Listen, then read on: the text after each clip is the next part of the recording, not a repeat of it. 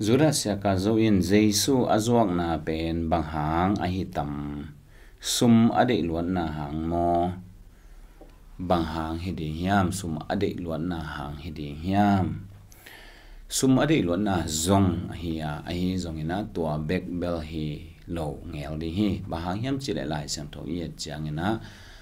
hi to ki sai thu li thunga khong ki mu te hi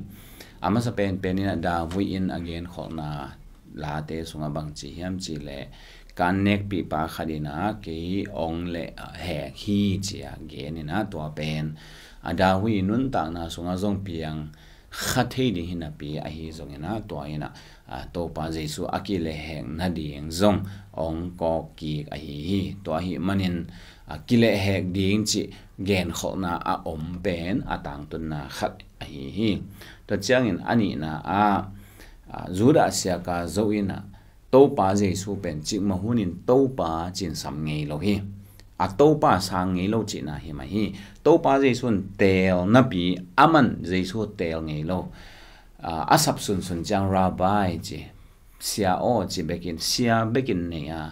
to pa nei lo hi chi thuni na ki phok sak no mang ta chang ina thuthum na Judas ka zo pen to pa to jong kinai thwa ngei lo kinai ki thuk zop ngei khol lo zong it ki it lo khol lo chmai ni Judas ka zo in zong lam nai khol lo hi le ki lo mi atel te laga bel pa hina pi hi zong in nung zui te I min ong ki gen na hi ma te lian som na chi khong ki pan nung zui te min ong ki gol na pe en le hang to tenga la chon sem ta ge no te to pai su to akinai ta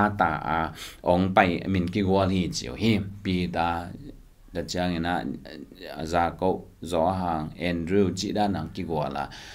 to teng li bang to pa Zeisu ina aton pi zel bek tham lo khat ve Andrew nu sia in pi ta zo hang za ko ai ke pi ta za ko zo hang to teng thum bang diakin adang te nu sia in aton pi zel na om hi to hin ama to kinai ta to ki zuya min ang ki gel sok dan hi in koi minu ki gel tale Judas ka zo pen nunung pen denin ta cha ama pen alom ding adang te mini ta mo ai ke thum china khong gen kharang ki gen tale ama chianga pen gen khara akop di gom lo ke ama kya zong tom tang tan le kilom pe ma hi to hi in gen khona akile hek ding gen khona om to khit chiang ina Zeisu khaji pen to pa amana sang ngi hi lo sia chiang be ka asang to khit chiang ina athum na to to pa to aki khol na te ama pe anunung pen hiden to pa to kinai khop ki thuk kho chi bang om ngei lo chi to zong ki phok san nom hang da chiang ina alina ama pen sum dei loma ma hi na zong la san do nong ge ni zong alin som ni ba na bang en le hang Mary ina to pa Zeisu dinga dangka zathum bang aman ding pak nam tui athol su khamina to pai su anil te pa mai sama ma khai sai zathum bang man ding hi ven zathum bang in zuak in ami zong te peleng che to pa Zeisu pen tua za man salo tua za to ki tuak salo ai changa zathum hi zathum tak aman ding kim lai bang cha ki mok zat hiam bang cha ki su kham mok hiam pa mai ta ke hi Zeisu zathum man ki yo soma zathumi soma khatang hon to ki tuak hin chi hingel ding hi ven to athunga na zong hi pain chin atom na zathum pa mai asama ma pa ina to pa Zeisu pen som thum to zuak hi to som thum to azuak pen zong kam sang te I gen khol Zechariah lian som na khania som ni le som thum na ki gen khol hi thuchiam kam sang te gen khona atang tun na som thum to ki zuak din chi atang tun sit sen na song hi to hi manin Banghangin Judas ka zon Zeisu khaji zuak hiam chi le